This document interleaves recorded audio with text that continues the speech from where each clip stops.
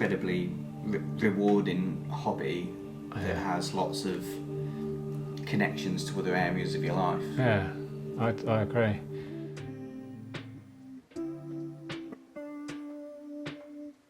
Alec, you've got a question for the audience. What is it?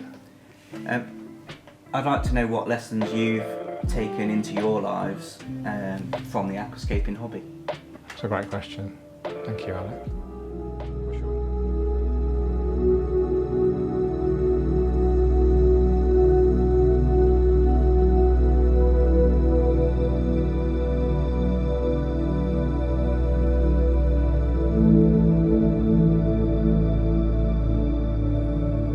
You go and fight the dragon while it's in its cave, or you wait for it to come and burn your whole village down. Cheers, mate.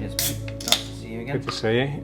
Congratulations on such a beautiful aquarium. It's one of the finest aquascapes I've seen in a long time. I really enjoy it.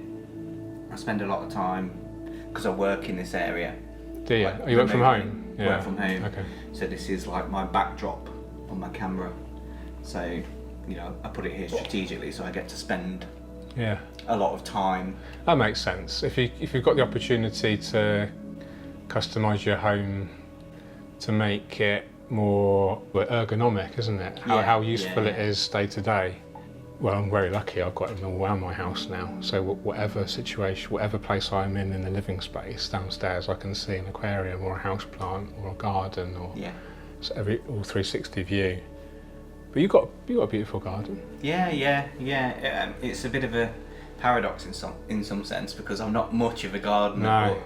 But I certainly put far more effort into maintaining my tank than I do. I'm the same. Emma's more of a gardener. Yeah, agreed. Rue really manages the garden. Yeah. So. I wonder if there's something in that with like a masculine, feminine energy, like with masculine more controlling of a like god complex of a small space, right? Well, do you know what I mean? Yeah, it probably is, isn't it? Something like so. I set it up around Easter time, so a number of weeks prior to that, orchestrating the delivery of the tank and whatnot. But then I eventually ordered my plants, and once I had everything ready to go, substrate system, Hardscape, and I spent a couple of weeks before Easter just rearranging Hardscape and just making sure I was happy with what I was trying to create. Did you glue it in or? Yeah, so there are many pieces of wood. So all underneath I've got some crushed lava rock to help me with height at the back underneath. ADA Power Sand and ADA Amazonia. All my Hardscape is kind of glued together. I used a couple of different methods depending whether I wanted a bit more of a supple bond. Super glue can be quite brittle. Yeah, it can. It's fragile. It's good. It's strong, but if it gets a knock, it's quite brittle, isn't it? It doesn't take much of impact before it snaps. Agreed. Kind of thing. Agreed. Yeah. So 6 months or so. Yeah. Been running. Yeah, something. Let's talk about the technology that you're running. A couple of Max Light things here. Life Aqua Max Lights, and then I've got inline CO2. I noticed you've got two systems. I've got two Awase Biomaster Thermo 850s. Wow. In there. And then you got two solid. You got a manifold with two CO2. Yeah, so I've got outlets. a CO2R double manifold, so it's one cylinder. Yeah. Feeding two inline diffusers. Yeah, that's right. That's a good idea. Yeah. What media did you use in the filters? In terms of mechanical filtration, just the standard Awase foams. And then I've got the Seachem Matrix for my biological media, and I've got Seachem Carbon, and I've got Regen. Wow. In both. And do you change that regularly, or? So I regenerate my Regen. Oh, you actually do that? Yeah, well, I just think it's more cost effective. Yeah, do you use bleach? Yeah, so it's like a 48-hour turnaround process. So ideally, you need, for a tank this size, you probably do need another tub of Regen, so you can take the old stuff out, put some new stuff in, and then take the time regenerating it. Okay. but I didn't have that at the time, so I just did one filter at a time. Yeah. 48-hour turnaround, put the Right. new pure Regen in, and then another 48 hours. Okay. And I do that. I've done that once since I've had the tank. Okay. Expensive. This looks like an expensive system altogether. Yes, but you get a lot of value from it. So it costs a lot, but I wouldn't change it. No. But you've obviously done your homework. This is your second ever Aquascape? Or did you do some more? It's my second tank, so I've scaped a much smaller tank, so the one behind you that's still a work in progress. Yeah. A 90 litre tank. That was my first tank, and I've scaped that a few times. I think probably yes, I've done my homework in terms of I've read a lot, watched a lot, spoken to a lot of people.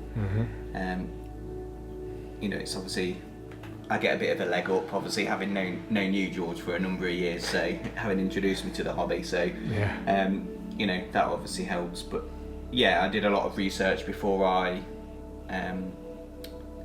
committed all my costs, and to be fair, I spoke with the guys at AG quite some depth, because they've got an in-store 1500. Yeah. When you say AG, Aquarium Gardens. Yeah.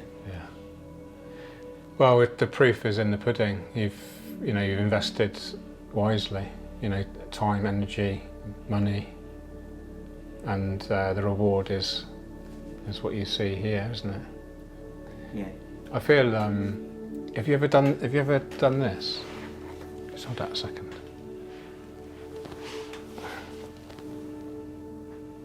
Have you ever done that? No, never. Mate, you need to do it. Is it? It just transports you. Does it really? Yeah. Just let your thinking mind go, and then just take it all in without any judgment or labelling of concepts or words. Just interpret it for what it is. It's pretty mad, isn't it? It is, to be fair. I was quite sceptical when you told me to do it, but yeah, that perspective. If you can imagine doing that for like 10 minutes, and all you're doing is focusing on your breathing. Yeah. And you can just let your mind go, and it's a really good practice to sort of mindfully take in your aquascape, more at one with what you've created. Yeah. Because you've not got the distraction of this outside world. You're just purely looking in. Yeah. Yeah. I do think the sort of that perspective is something that drew me to the hobby. Like being able to, like an escapism, or I think transport. so. There is some peace in it. There's definitely peace in it. I mean, the first aquascape I ever saw was one of yours in the flesh, and I remember it being an extraordinary moment. When was this? I think it was. Was it Wittering? Wittering, yeah. Maybe So- 2010, maybe. Yeah. 11. Yeah. Was it the armoury or the bomb dump? Oh, the armoury. Armoury. Did I have one in my office or in the tea bar? You had. Or both? So I think there was both. So the one in particular, I mean, you scaped a rather large tank. You acquired a tank, and I can't remember how you got it, but I remember that whole, experience. But it wasn't that one. It was a much smaller one, probably a 90 litre, something in the order of that. But it was really well scaped, and I think sometimes one of the markers of a great scape is that you get that sense of scale, but in a small environment. And I remember, I think that was one of the things that struck me. And it just seemed such a beautifully natural thing. Yeah. I mean, at that point, I'd never seen a cherry shrimp. I was like looking at this red shrimp. Thinking, Yeah. what's this? This is like exotic, Yeah. And I remember it to this day, and that was really the thing that. It was that scape. So that was like an epiphany. Like, well, not an epiphany, but that was a breakthrough moment. Agreed. A game-changing moment for you. Yeah. Agreed. That you really connected with it. Agreed. Yeah. I mean, as a kid, I spent a lot of time by the River Soar. All my summer holidays would be spent out on the river fishing, and I've always been close to water in some sense. Yeah. And I think it just felt like a window into what I'd spent my youth kind of looking over the top Yeah. Maybe not really understanding what goes on underneath. And well, there's a magic to that, because I think as an innocent child, you're more deeply connected to that connection with nature, because you haven't been filtered out by the modern culture and societal norms. Yeah. So you actually kind of all intuitively understand the language of nature. Yeah. The younger you are, because you, like I say, you've not been conditioned. So it makes sense that when if you spend a lot of time in nature as a young child, you're kind of grown up speaking that language of nature. Yeah. And then fast forward, I don't know, 20 years, you've kind of been conditioned out of that to an extent. And then you come and you see something like this, and it reconnects you to that childhood. I think so, yeah. I think it is a fair comment to say that as you do lose, maybe not everyone, but in a general sense, you lose a connection with nature as life overtakes you. Yeah, modern life. Yeah. I mean, we met in the military, you know, so our lives, by their very nature, were overtaking us, because that's the nature of the business, the pressure of service. Yeah. Because for the folk that don't know, we're both armourers. That's right. So we're responsible for dealing with things that cause death and destruction. Yeah. Basically, you know, we've both been involved with that, you know, firsthand. Sure, yeah. And now we're, in my mind, this is like the antithesis. This is like the polar opposite of that. This is creation, you know, and this is something that we put our heart and soul in, to creating something that's net positive. It's a win-win. So you're creating something that's beautiful for the fish, for the plants, for the bacteria, for the shrimp, for the snails, but it's beautiful for you as well. And there's like a dialogue of creation going on there, like a positive, you know. Yeah. Whereas the work in my mind, the work I was doing in the Air Force was, you know, the reason I joined the Air Force in the first place was just to escape another set of problems that I had previous to that. Yeah. So I just swapped it out for another set of problems by joining in something that I wasn't authentically in line with, you know, like working in the military. Yeah. And it took like getting blown up in Afghanistan to make me realise, and then took this path. But I'm glad I did, and I'm glad we stayed in touch, and now you're creating probably arguably one of the finest scapes in the UK right now. Yeah, it's. I do think there's something about putting things back together. Yeah. I think, you know, you and I both did spend a fair amount of our times, or our time, you know, for better or worse, taking things apart. Yeah. Yeah. And it does feel like a much better way to spend your time. Yeah. And there's far more in it in terms of satisfaction. Yeah. I mean, the truth is, I probably look at this scape for a good hour or two a day. That's great. Every day, because I'm round here, and it won't be a solid hour looking at it, but you know, 10 minutes here. I'm in you know, just finished a meeting. I need a bit of a break from my desk. Yeah. All I'll do is spin round and you know, watch my aquarium. I'll spot something. Lots of opportunities to fine tune and do that kind of micro maintenance. Yeah. Do you, when you're doing that, do you kind of, I've only just started noticing this myself, actually, how do I physically consume the aquascape, like visually? Do you kind of focus in on individual areas and like go in detail, or do you take it in as a whole, or how does that, do you have an idea of how that happens for you? Yeah, I think I probably do both. So I start with a generalised approach to maintenance. Yeah. So I'll get my arms in there, get my hands in there, feel the plants, kind of loosen up some of the sort of detritus that might be in the tank, and have a general overview. And then after I've done that, and I've maybe taken some water down, I'll start to look at plants in particular. And I think certainly in terms of my competence as an aquascaper, and I'm not especially competent, but that is the next, certainly an area of growth for me, to now start to focus on more details and pay attention to the finer sort of elements of the scape, individual plants, individual leaves, and I'm sure it goes even beyond that. But yeah, the more, I think it's great that you say you spend so much time consuming it every day, because this is the best way to learn, like through observation. yeah, You know,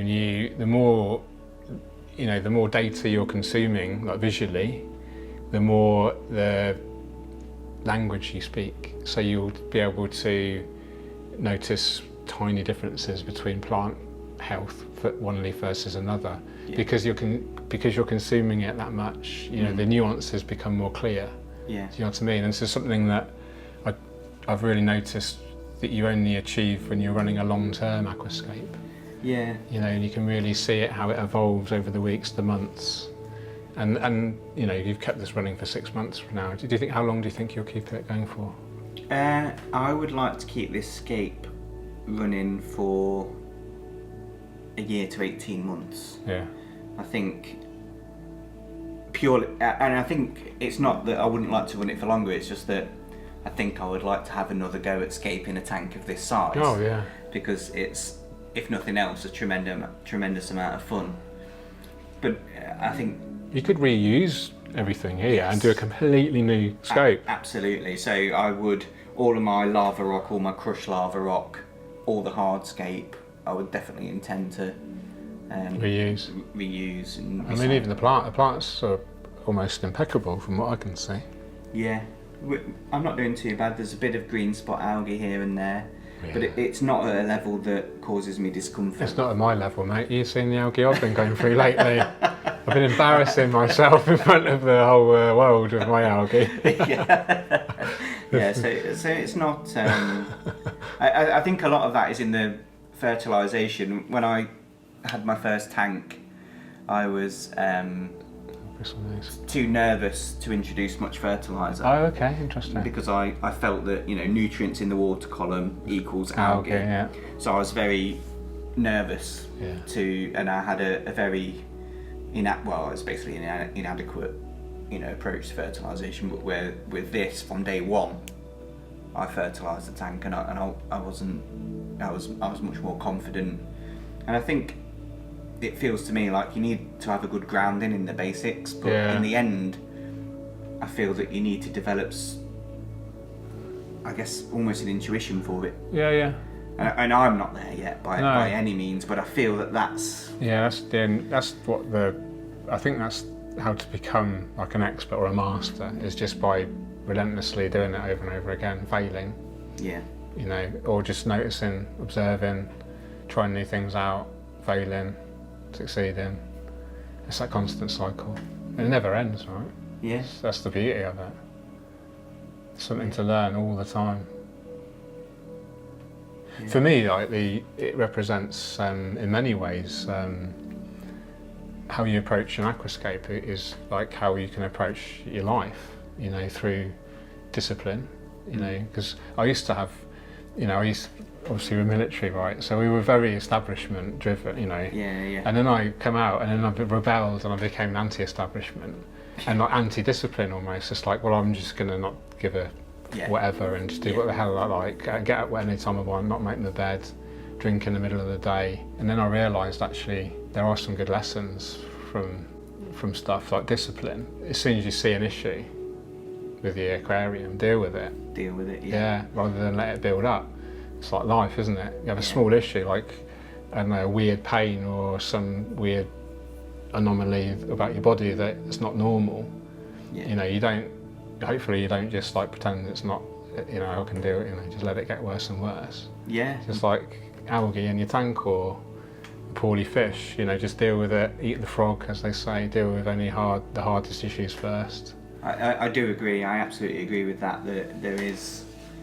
There are lessons in how you approach scaping that reflect on your life as a whole. You know, it's you know, you go and fight the dragon while it's in its cave, or you wait for it to come and burn your whole village down. You know, so you know, I think that's what you're kind of saying. Yeah, exactly. It's like preventative maintenance versus corrective maintenance, and you can use that maintenance interchangeably for all parts of life. It's all about, preparing yourself. Yeah. So you don't have to take corrective action, hopefully. But if you do have to take corrective action, you know why and you know what to do, hopefully. Yeah. And I've been fortunate enough to have access to good, reliable sources of information. There is a lot out there.